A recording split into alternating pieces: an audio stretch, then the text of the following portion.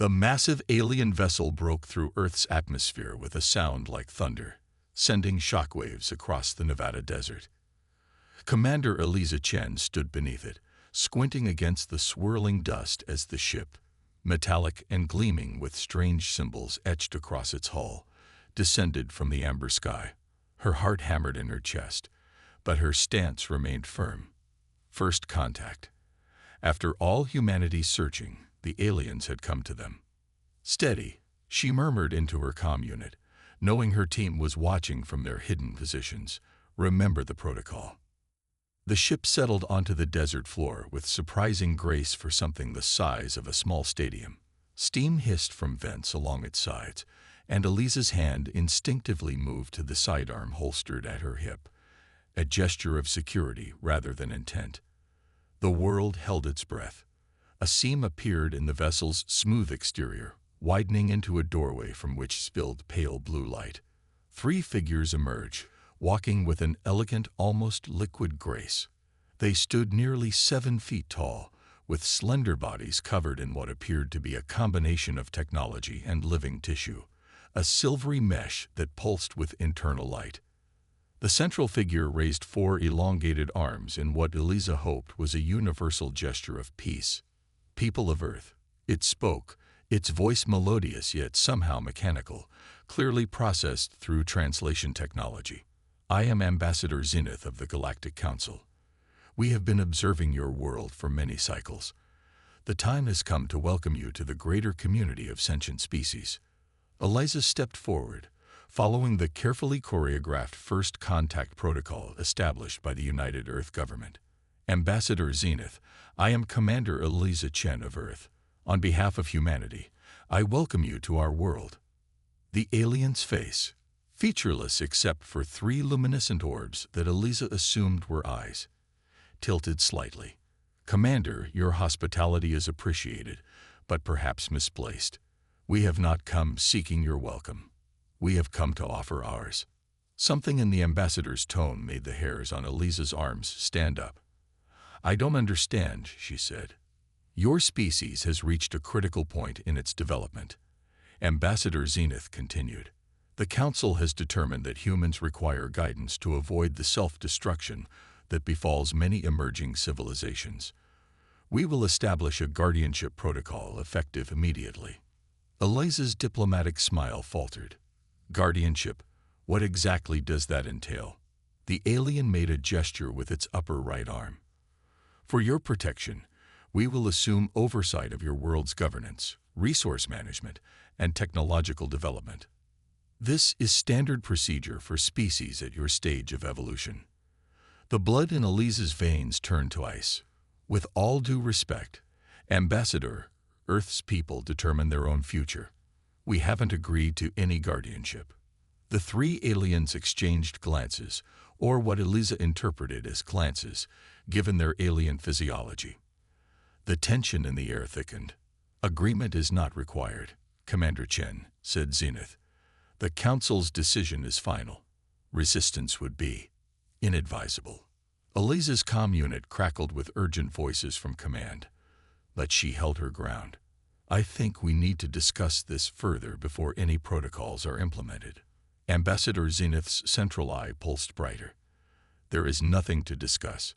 The Council has spoken." The alien raised a device from within its mesh-like covering. "Planetary integration will commence now." High above, the sky darkened as hundreds of smaller craft appeared, descending toward major cities across the globe. Eliza's comm exploded with reports of similar ships appearing worldwide. This wasn't first contact. It was the beginning of an occupation. Chapter 2. The Resistance forms. Dr. Kai Nomura hadn't slept in 3 days. His laboratory, once a pristine testament to human scientific achievement, now resembled a war room. Holographic displays showed the positions of Galactic Council vessels across the globe, while scattered notes and empty coffee cups testified to the frantic work of the past 72 hours. "That can't be right," he muttered, rubbing his bloodshot eyes as he reviewed the data for the 4th time. The laboratory door hissed open, and Commander Chen strode in. Her uniform was rumpled, dark circles shadowed her eyes, but her posture remained ramrod straight. The weight of humanity's resistance rested heavily on her shoulders. "Please tell me you have good news, Doctor," she said. Kai gestured to his findings displayed across the screens. "I've been analyzing the technology they're using to disable our weapon systems. It's remarkable, Eliza. They're not just technologically advanced. They're using principles that contradict what we thought were universal constants. Can we counter it?" "That's just it," Kai said, excitement breaking through his exhaustion. "We shouldn't be able to. But look at this." He pulled up footage of a skirmish in Johannesburg, where a council enforcement drone had unexpectedly malfunctioned mid-flight. Their tech is failing in specific locations. It doesn't make sense until... He tapped a command, overlaying the locations of these failures with a geomagnetic map. Earth's magnetic field is disrupting their systems in ways they didn't anticipate. They know a lot about us, but they don't know everything. Eliza leaned closer to the display. "Can we weaponize this?" "I'm working on it. But there's something else." Kai lowered his voice, despite the lab's security measures. "The Council isn't being honest about why they're here. I've intercepted communications between their ships. They're not implementing a guardianship protocol out of benevolence. They're afraid of us. Afraid of humans." Eliza's brow furrowed. "We're centuries behind their technology. Not of what we are now," Kai explained. "Of what we might become. There's something in our genetic makeup, in our adaptability, that they consider dangerous. I think they're trying to contain us before we reach some developmental threshold." A harsh laugh escaped Eliza. "Well, they've succeeded in uniting humanity like nothing in history ever has. Every nation, every faction is working together now." Their conversation was interrupted by the arrival of Major Marcus Wade, his dark skin glistening with sweat after sprinting from the communications center. "Commander, Doctor," he nodded to each of them. "We've made contact with the resistance groups in Europe and Asia. And there's more. We've identified a potential ally." "An ally?" Eliza raised an eyebrow. Marcus pulled up a new holographic display showing what appeared to be combat footage. A different alien species, stockier than the Council members, with rough exoskeletal plating, was engaged in battle with Council forces on what appeared to be an ice-covered world. "The Vorax," Marcus explained. "According to the communications we've intercepted, they've been fighting Council expansion for decades. They've requested a meeting." "How do we know this isn't a trap?" Eliza asked. "We don't," Kai admitted. "But right now, we need all the help we can get." Eliza studied the footage, then nodded decisively. "Set up the meeting. In the meantime, Doctor, I need you to." The building shook violently, dust raining from the ceiling as alarms blared to life. "They found us," Marcus said, drawing his weapon. "Grab everything we need," Eliza commanded. "Evacuation protocol, Omega. We have 5 minutes." As they rushed to salvage their research, Kai caught Eliza's arm. "There's something else you should know. Before the communications cut off, my contact at NORAD reported unusual seismic activity worldwide.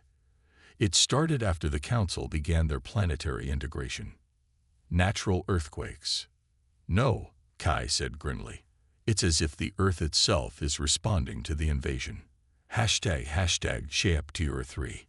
Alliance of Necessity." The Vorax ship was nothing like the elegant vessels of the Galactic Council. It resembled a massive battle-scarred asteroid, its surface pitted and burned from countless engagements.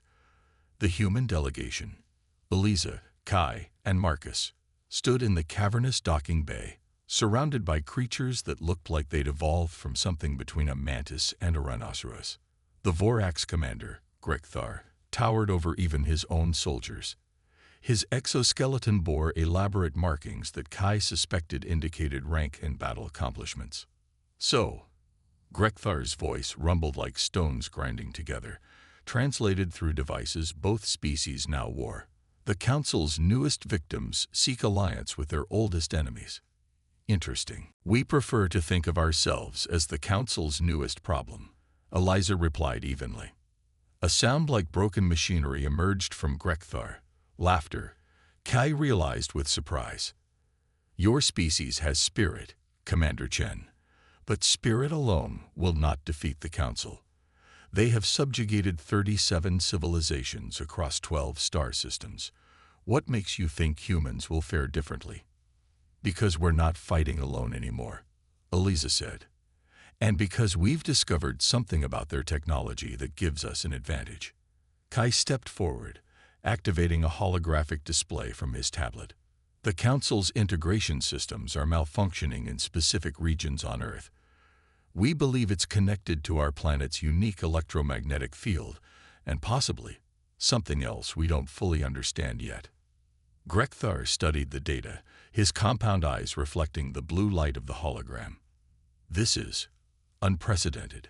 Council technology is infallible, or so they would have the galaxy believe. Nothing is infallible, Kai said. Every system has a weakness. We just need to find it and exploit it systematically. The Vorax commander turned to his lieutenants, engaging in a rapid exchange in their native language, a series of clicks and rumbles that the translation devices couldn't process fast enough to keep up. Finally, he turned back to the humans. The Council invaded our homeworld 3 generations ago. We have been fighting from the shadows ever since, gradually building our forces. We have weapons that can harm their ships, information about their command structure, and a network of resistance fighters across 17 systems. And what do you want in return for sharing these resources? Marcus asked, his military training making him wary of offers that seemed too generous. When the time comes, Grekthar replied, we will need Earth's warriors to join our final assault on the Council's central world. And he hesitated. There is something else. Something your Dr. Nomura has already begun to discover. Kai felt the other's eyes turn to him. What do you mean? Your planet is different, Grekthar said. The Council knows this, though they hide it from you. Earth possesses qualities found nowhere else in the charted galaxy.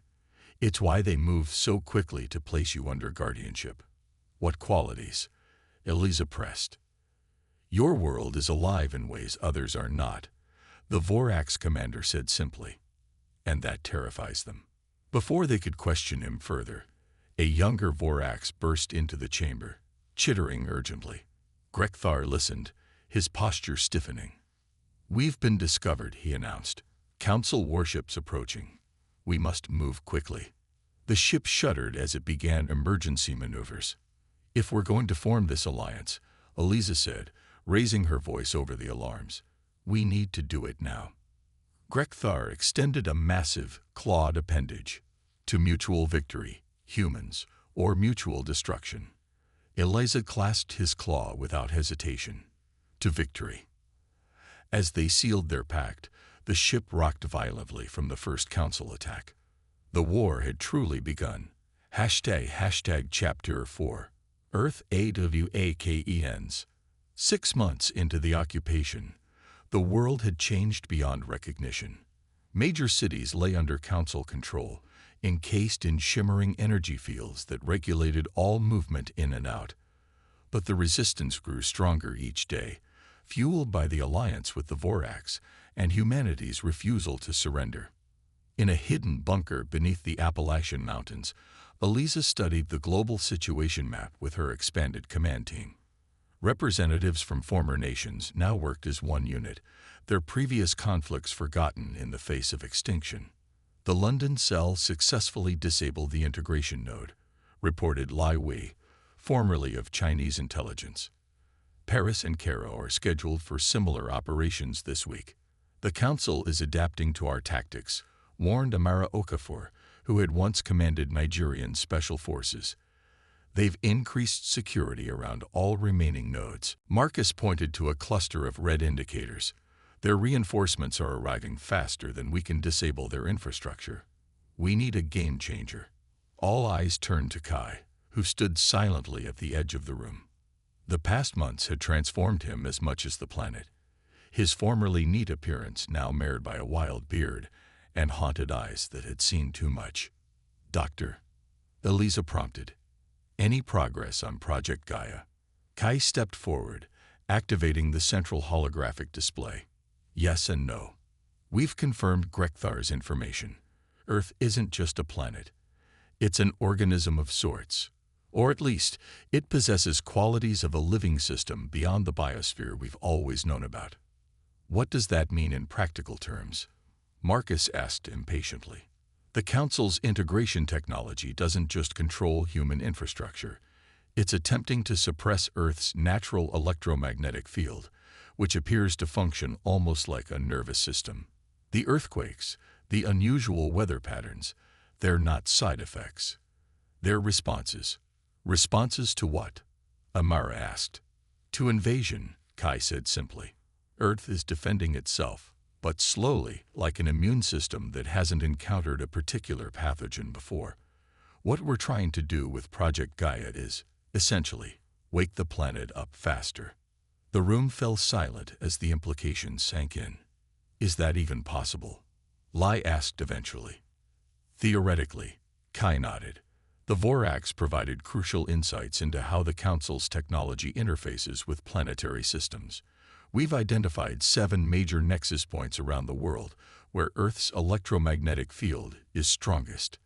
If we can stimulate these simultaneously while disabling the Council's suppression technology, what exactly would happen?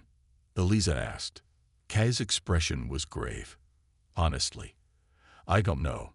Best case scenario, Earth's natural defenses activate fully and reject the Council's integration technology, like a body rejecting a transplanted organ. Worst case, the attempt kills the patient, Marcus finished grimly. We need to be certain, Eliza said. Absolutely certain before we try something this drastic. Her discussion was interrupted by a young communications officer bursting into the room. Commander, Council forces have located the Wyoming bunker. All resistance members there are being captured or... She faltered. How? Eliza demanded. That location was completely secure. They're using some new kind of detection technology. They're systematically finding our hidden bases one by one. Eliza studied the map, her mind racing through calculations. How long until they find this facility? 3 days. Maybe less, the officer replied. The command team exchanged grim looks. Their options were running out. We're out of time for certainty, Kai, Eliza said finally. How soon can Project Gaia be ready? The equipment is in place at 5 of the 7 nexus points. We could have the remaining 2 operational within 48 hours. But do it, Eliza ordered. And pray we're right about this.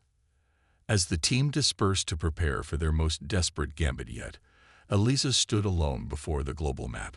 Billions of lives hung in the balance, and she had just made a decision that might save them all, or doom them completely. Chapter 5.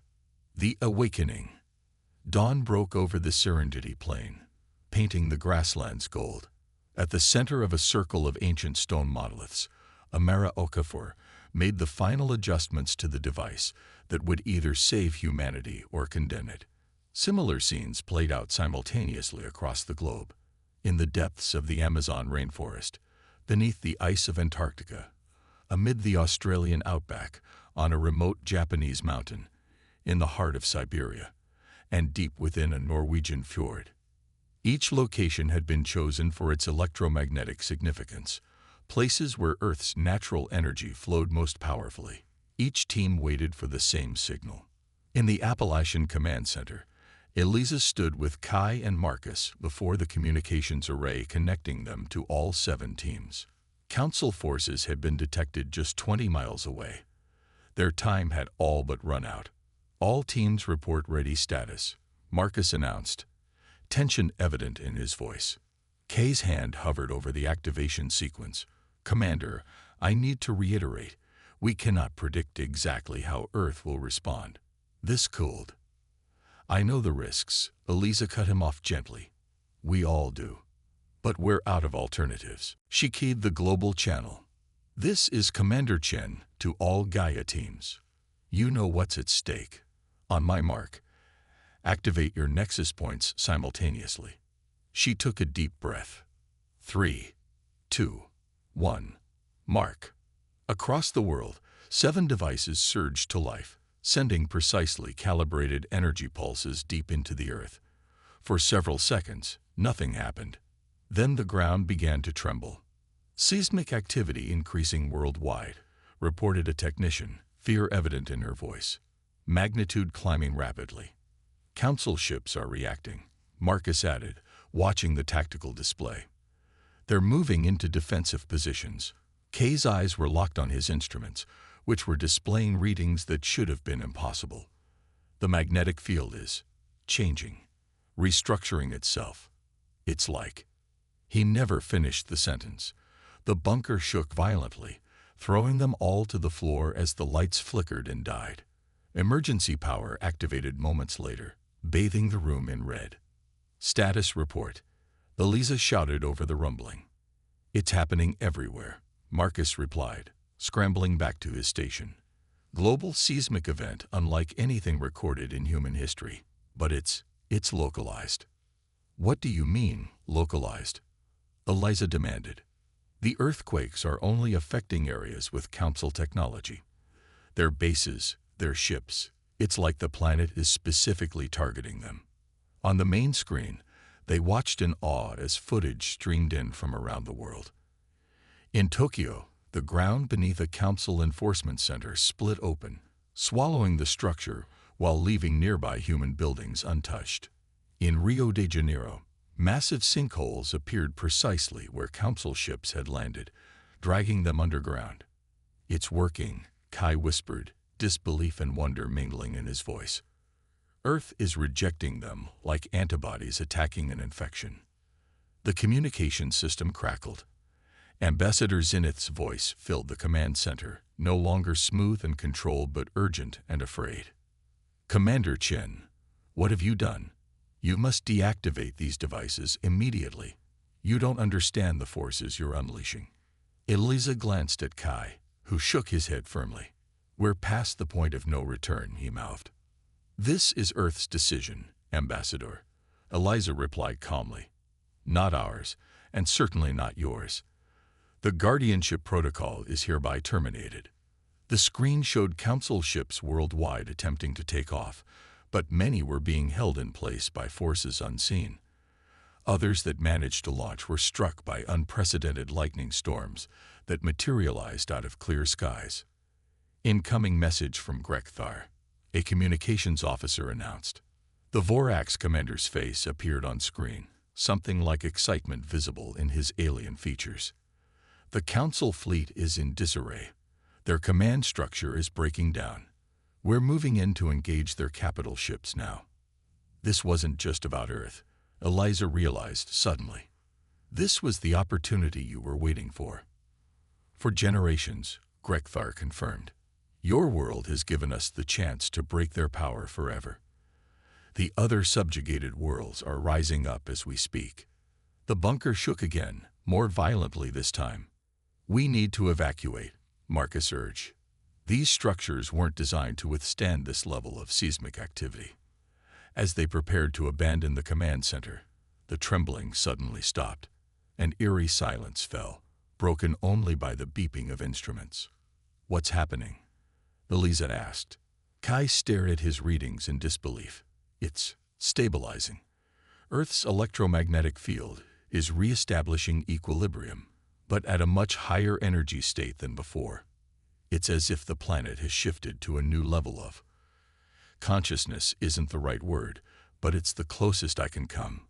On screens across the command center, they watched as Council forces retreated worldwide, their once invincible technology now failing catastrophically wherever it touched Earth's surface. The occupation that had begun with such confidence was ending in panicked flight. We did it, Marcus breathed, allowing himself to hope for the first time in months. Earth did it, Kai corrected.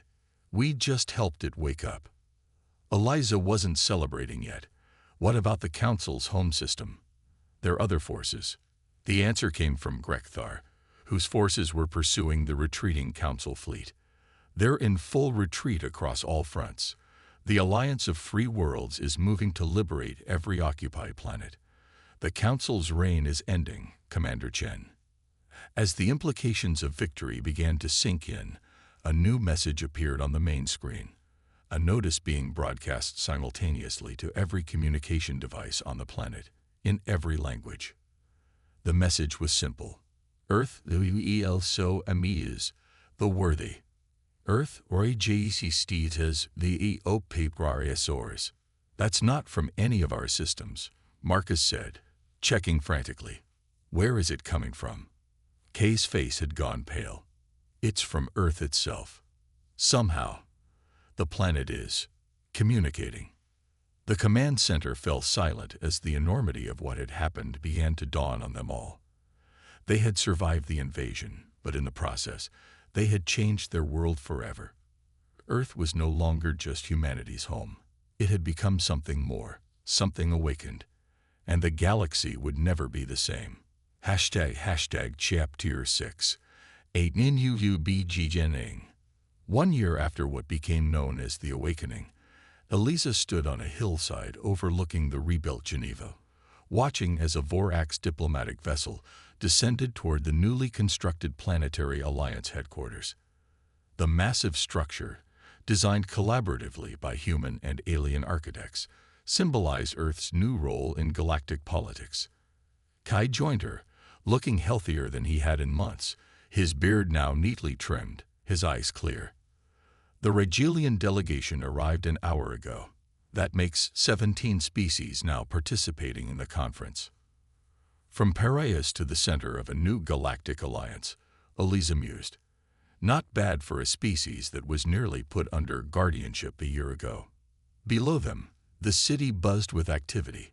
Humans walked alongside representatives from a dozen alien species, former victims of Council oppression, now united in building something new. The fall of the Galactic Council had created a power vacuum, but instead of chaos, an unexpected cooperation had emerged. Any word from Marcus? Kai asked.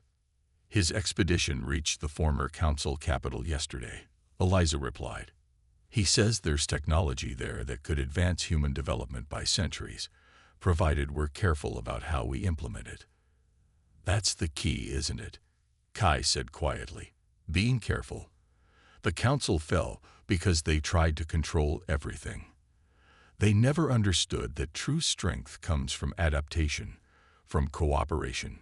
A soft rumbling beneath their feet, no longer alarming but comfortingly familiar, reminded them of Earth's continued presence in all human affairs.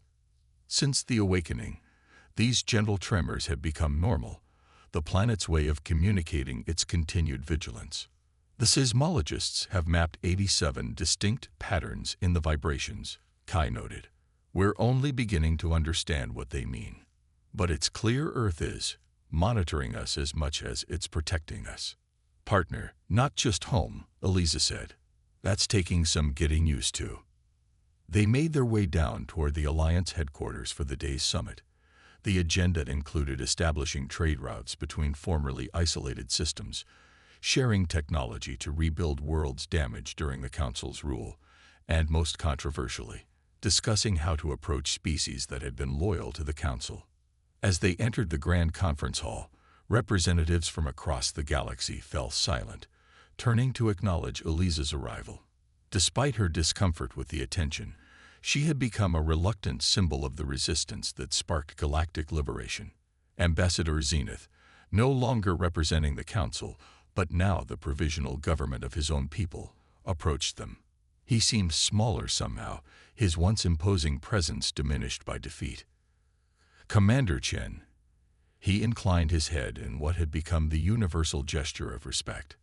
Dr. Nomura, the delegation from my world wishes to formally thank Earth for its mercy. After the Council's retreat, many had expected Earth to lead a retaliatory campaign against former Council worlds. Instead, humanity had proposed reconciliation, albeit with strict safeguards. Earth rejects oppressors, not those willing to change, Eliza said, repeating the message that had resonated across the planet. Your people have demonstrated that willingness. We never understood, Zenith admitted.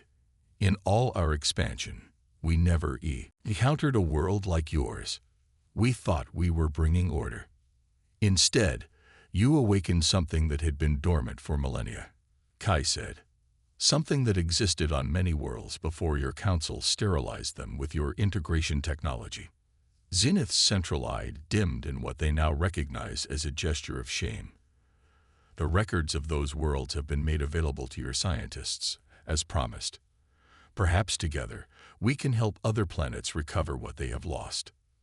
Their conversation was interrupted by a low, distinctive rumble that rippled through the building.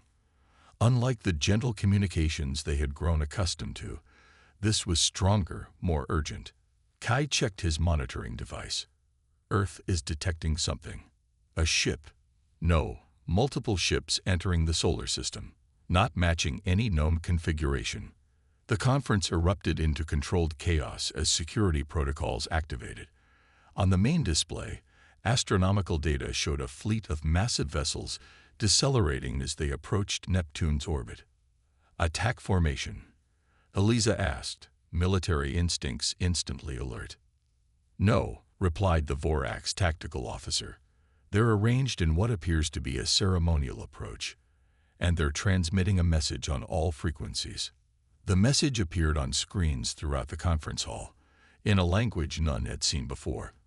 Linguists from a dozen species began analyzing it simultaneously. It's an ancient dialect, announced a Rigelian scholar minutes later. Excitement overcoming protocol. Pre-council. It says, the Cedars greet the awakened. The circle completes. The Cedars. Eliza turned to Grekthar, who had gone utterly still. A legend, the Vorax commander said, his voice uncharacteristically reverent. The species said to have spread the potential for life throughout the galaxy before disappearing eons ago. No confirmed contact has been made with them in recorded history. Until now, Kai breathed. Earth trembled again, but differently, almost like excitement. The planet that had awakened to defend itself was now recognizing something in these new arrivals. They're requesting permission to approach Earth, the communications officer reported. They say they've been waiting for this moment for 50,000 years. All eyes turned to Eliza, who found herself once again making a decision that would affect not just humanity, but the entire galaxy. The difference was, this time Earth itself seemed to have an opinion. Another tremor, gentle but insistent, rippled through the room. Earth welcomes the worthy, Eliza said, making her decision. Extend our greetings to the Cedars and invite them to join our conference.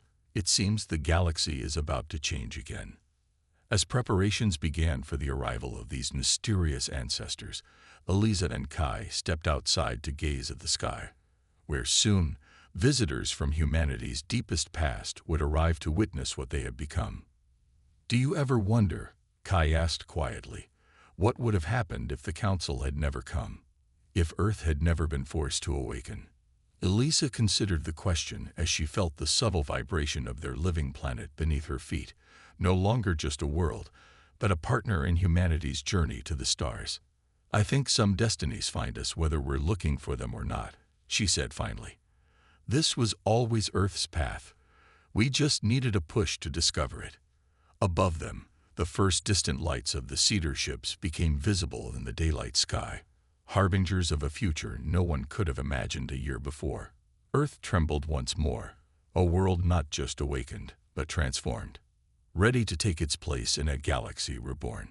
#, the end.